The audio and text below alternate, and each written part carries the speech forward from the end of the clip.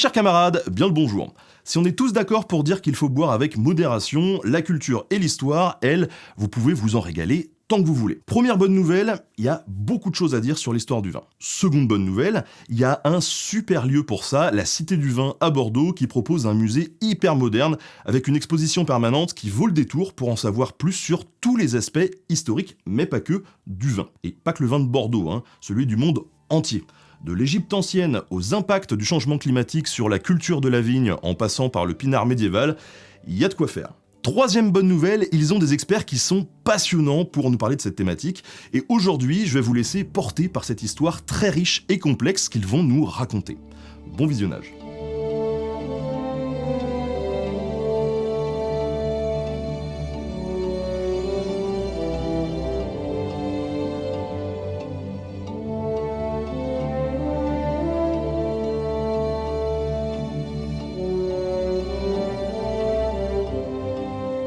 La Cité du Vin a été ouverte en 2016 et en fait ce lieu c'est un lieu dédié au vin mais surtout aux civilisations du vin. Elle a été créée par nos équipes de la Fondation pour la culture et les civilisations du vin et notre mission en fait c'est de valoriser ce patrimoine immatériel universel qu'est le vin. Faire comprendre à chaque visiteur de la cité que derrière un verre de vin, on n'a pas seulement une boisson agréable à partager entre amis ou quelque chose sur laquelle discuter si on est un amateur, mais on a une porte ouverte, des fenêtres ouvertes vers tout ce qui constitue des civilisations. Dans un vin, on a de l'histoire, on a de la géographie, on a de la sociologie, on a de la littérature, on a tous les arts qui s'ouvrent au vin. Et ça, c'est quelque chose que nous voulions exprimer. On trouve des vins maintenant à travers le monde entier. Mais la vigne, d'où vient la vigne? En fait, Vitis vinifera, c'est une vitis. Et les vitis, eh bien, ce sont à la base des vignes qui sont complètement sauvages et qui vivent dans les forêts, tout simplement, en relation avec des arbres, qui grimpent aux arbres pour essayer d'atteindre la lumière. Et ces vignes, on va les trouver, eh bien, très largement avant que les humains fassent du vin. Alors, la première fois qu'on domestique la vigne, il y a eu des études qui ont encore repoussé en 2023 l'âge de la vigne domestiquée, puisque maintenant on sait que il y a environ 11 000 ans, aux dernières nouvelles. Donc il y a environ 11 000 ans, dans deux zones qui correspondent l'une à ce qu'on appelle le croissant fertile et l'autre qui correspond plus, je dirais, au contrefort du Caucase, eh bien qu'on trouve les premières traces génétiques de vignes domestiquées. Et il n'y a pas que des traces génétiques, puisqu'en fait, dans tout le néolithique, on va trouver des traces vraiment matérielles, c'est-à-dire qu'on va trouver des pépins de vigne dont on sait que c'est la vigne domestique, qui sont un peu différents, ces pépins de ceux de la vigne sauvage. Et puis, on va trouver aussi des traces de vin, ou en tout cas de boissons qui contiennent des raisins fermentés, ce qui n'est pas exactement la même chose que le vin, et bien aussi dans tout ce Proche-Orient. Mais ceci dit, là je parle du Proche-Orient, la première boisson au monde contenant la plus ancienne boisson au monde contenant du raisin fermenté, elle a été trouvée en Chine, en fait, dans une tombe, quelque chose qu'on appelle la tombe du joueur de flûte à Jiahu.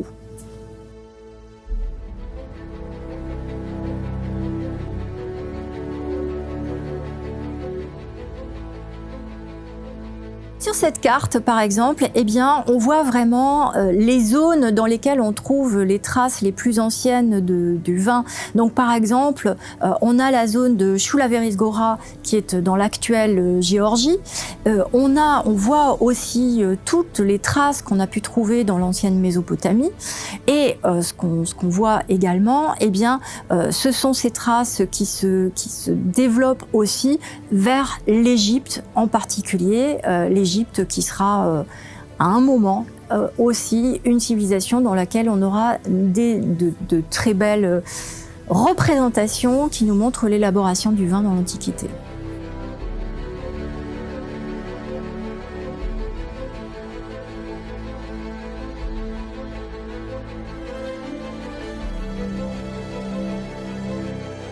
Les Égyptiens étaient avant tout une civilisation de la bière. Et au départ, ils importaient du vin. Ils importaient du vin qui venait d'autres zones. En gros, ce qui peut actuellement être le Liban, par exemple. Mais ils se sont mis ensuite à élaborer du vin. Et ce qui est absolument extraordinaire, c'est que sur les jarres qu'on trouve dans les tombes des grands personnages, en particulier évidemment des tombes de pharaons, on a trouvé des jarres extraordinaires qui étaient accompagnées soit de ce qu'on appelle des ostracas, c'est-à-dire des fragments d'autres jarres sur lesquels on trouve des annotations. C'est un peu l'équivalent d'une étiquette rajoutée, soit directement écrit sur la jarre comme celle que nous présentons ici. Et c'est assez hallucinant puisqu'en fait, on a quasiment l'équivalent d'une bouteille de ce qu'on trouve actuellement sur l'étiquette d'une bouteille de vin. Il y a des indications sur la qualité du vin. Par exemple, quand on voit NFR, NFR, NFR, ça signifie que c'est un peu comme les étoiles dans le monde du cognac. Eh bien, ça signifie que plus il y a de NFR, plus la qualité du vin est élevée. On trouve aussi des mentions de l'origine spatiale du vin, dans quel jardin royal il était cultivé. On sait qui était le vinificateur, car son nom est indiqué. On a des notions de millésime et on a des notions de type de vin. Par exemple, est-ce que c'est un vin sucré? Donc c'est quand même tout à fait extraordinaire de se dire que 5000 ans avant l'époque présente, eh bien on a déjà tout ça sur une jarre de vin égyptienne.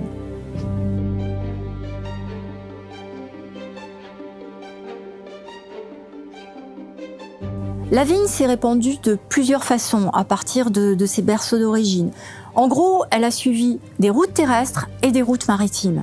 Alors, les routes terrestres, il y en a une qui est connue, par exemple, c'est la route qui a pu emmener les vignes en Égypte, en partant donc des centres de domestication qu'on avait évoqués. Et puis, il y a une autre route terrestre qui est celle du Danube. Donc là, on voit apparaître génétiquement différents types de cépages, enfin ce qui correspond actuellement à des ancêtres de nos cépages, et qui vont donner des grandes lignées de vin. Et puis, ensuite, en fait, ce qui a surtout aidé à la diffusion de la viticulture, ce sont les grands peuples marchands, les grands peuples qui ont pris la mer. Donc les Phéniciens, ensuite les Grecs, ensuite les Romains. Et ainsi, peu à peu, eh bien, on a eu d'abord tout le pourtour de la Méditerranée qui s'est couvert de vignes, et ensuite les Romains ont été amener la vigne dans tout leur empire.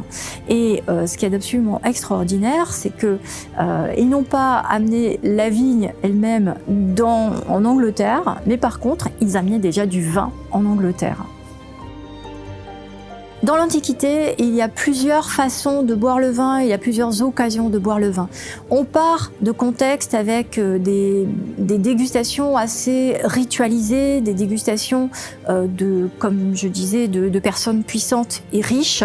On a des cérémonies, des rituels dans lesquels les vins sont utilisés. Par exemple, les vins étaient aussi utilisés dans la pharmacopée égyptienne pour l'embaumement, en particulier des faucons sacrés. Ensuite, quand on progresse dans les civilisations, on va peu à peu vers une dégustation du vin, un partage du vin qui ressemble plus à ce qu'on connaît actuellement. Donc, chez les Grecs, on est toujours dans une dégustation très rituelle, voire une des plus rituelles qui soit, avec le banquet grec. Donc le vin, c'est la représentation vraiment du corps de Dionysos. Il est partagé, et il est partagé à partir d'un grand récipient qu'on appelle le cratère. Le vin n'est pas bu pur, il est bu en mélange, et on va puiser ce mélange dans le cratère avec une certaine façon, une certaine proportion. Et c'est quelqu'un qui s'appelle le symposiarque, qui est le chef, si on peut dire, du symposion, qui est ce banquet grec, qui va déterminer à quel point on dilue le vin, justement pour que les personnes qui le dégustent, qui le boivent, qui le partagent, et ensuite encore des discussions qui sont des discussions intelligentes, qu'il parle de philosophie, qu'il y ait de la musique, qu'il récite des poésies, que ça ne termine pas en beuverie. Alors ça, c'est la vision que nous ont transmis les philosophes, et il y avait sans doute aussi des beuveries chez les Grecs.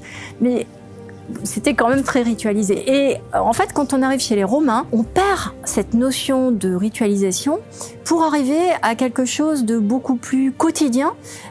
Chez les Romains, eh bien, on a des tavernes. Il y avait des dizaines et des dizaines de tavernes à Pompéi où on pouvait arriver et on pouvait acheter du vin. Il était marqué sur les murs en fonction du nombre d'as qu'on allait donner au tenancier ou à la tenancière de la taverne, eh bien on avait telle ou telle qualité de vin. Donc on est dans une consommation qui ressemble vraiment à nos bars à vin actuels.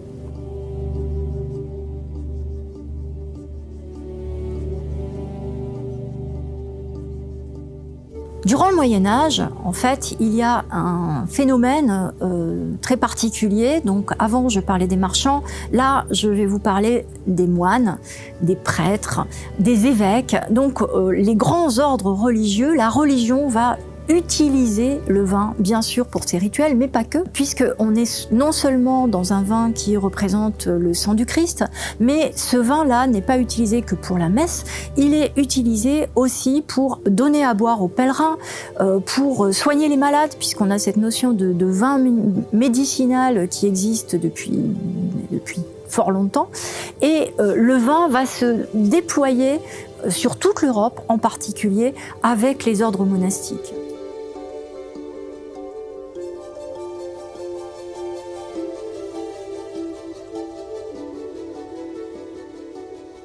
Alors, il faut se rendre compte de quelque chose, c'est que le développement énorme des villes au Moyen-Âge a fait qu'on a eu une situation sanitaire qui était tout à fait particulière. D'un seul coup, on avait énormément de gens à qui il fallait donner des boissons potables. Or, l'eau n'était pas une boisson potable. L'eau pouvait véhiculer énormément de germes et énormément de maladies. Et une boisson alcoolisée comme le vin, eh bien, quelque part, c'est une boisson saine. Donc, les consommations importantes de vin qu'on avait au Moyen-Âge, ce n'était pas uniquement des consommations plaisir, c'était aussi, eh bien, une boisson saine. C'était la plus saine des boissons qu'on pouvait avoir à l'époque. Et c'est quelque chose qui sera encore répété au XIXe siècle par Louis Pasteur, qui dira « le vin est la plus hygiénique des boissons ». Ce qu'il y a d'extraordinaire avec le vin, c'est qu'il a toujours accompagné les humains dans toutes leurs découvertes. Il est toujours allé avec eux aux confins du monde qui étaient connus et explorés. Alors par exemple, on peut parler de l'Amérique latine. Tout le monde sait qu'en 1492, eh bien, Colomb va découvrir l'Amérique, entre guillemets. Eh bien, le premier navire de Colomb emportait déjà du vin. Le deuxième navire emportera de la vigne. Donc c'est immédiatement, c'est à la fin du XVe que la vigne commence à atteindre l'Amérique du Sud.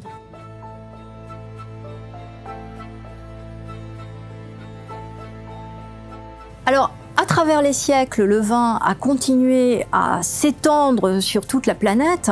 Donc, au XVIIIe, au XIXe, il a continué à aller en particulier vers l'Océanie. Et puis, en fait, les derniers pays qui ont été gagnés ou parfois regagnés par le vin, eh bien, ce sont la Chine et le Japon.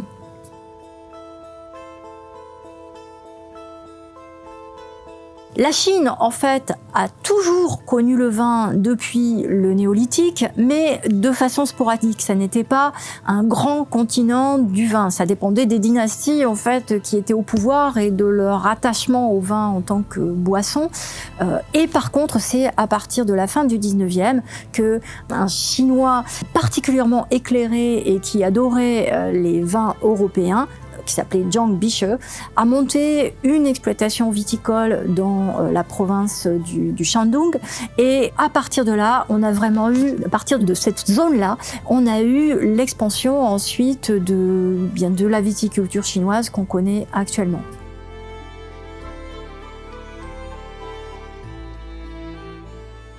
Ce qu'il y a d'intéressant dans cette expansion de la vigne à travers la planète, c'est que la vigne, c'est quelque chose qui adore s'hybrider au fur et à mesure. C'est un végétal qui adore muter. Et quand elle tombe sur un endroit où il y a déjà des vignes sauvages, elle va s'hybrider s'hybrider avec ces vignes-là pour créer de nouvelles choses. Et c'est ainsi qu'un grand cépage qui est actuellement cultivé au Japon, qui s'appelle le Koshu, qui est un cépage très bizarre, il est rose, un peu violet, tiens, ça pourrait être du Koshu. Donc ce cépage-là, il est né sur la route de la soie, sur les routes de la soie préhistorique, en fait, quand notre Vitis vinifera européenne était en train de s'hybrider avec d'autres vignes locales.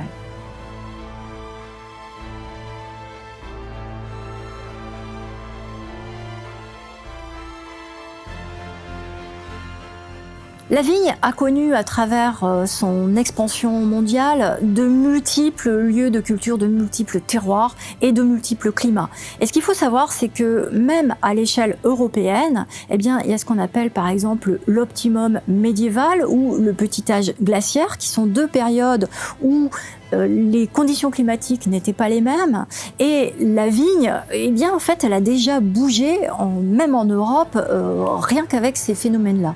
Là, ce qu'on est en train de découvrir avec le dérèglement climatique et le réchauffement, eh bien, depuis une vingtaine d'années, c'est des floraisons de la vigne et évidemment ensuite une maturité de la vigne dans de multiples régions qui est bien plus tôt que ce qu'on avait auparavant. Donc ça, c'est quelque chose qui est très observé par les agronomes à travers la planète entière. Mais le phénomène d'avoir maintenant des vignobles en Angleterre, eh bien c'est quelque chose qui a déjà existé, non pas dans l'Antiquité, mais qui a existé dans le monde médiéval. Donc on est quand même confiant sur l'adaptabilité de la vigne à des conditions fort différentes. Alors bien sûr, on va avoir des évolutions des typologies de vin, mais ce qu'il faut savoir, c'est que ces typologies de vin, elles sont un peu gravées dans le marbre par nos systèmes d'appellation, mais ces systèmes eux-mêmes, eh bien, ils vont être amenés à changer. Ce que les différentes régions vont faire, c'est en particulier aller chercher des cépages qui sont par exemple des cépages de pays du Sud, mais qui ont des caractéristiques disons, sensorielles qui sont similaires d'autres cépages. Donc on ne va pas avoir une disparition complète des vins tels qu'on les connaît actuellement dans certaines régions. On va avoir des évolutions. Et par exemple, à Bordeaux, quand on parle d'un cépage dont tout le monde a l'impression qu'il est là depuis des milliers d'années, le Merlot, en fait, jusqu'en 1830, le Merlot n'était pas quelque chose de très important dans les assemblages bordelais. Donc cette plasticité, cette évolution à la fois de la vigne et puis de nous les humains, on aime bien changer nos habitudes, fait qu'il y a encore de beaux espoirs et de beaux vins à découvrir, même avec des contextes climatiques changeant complètement.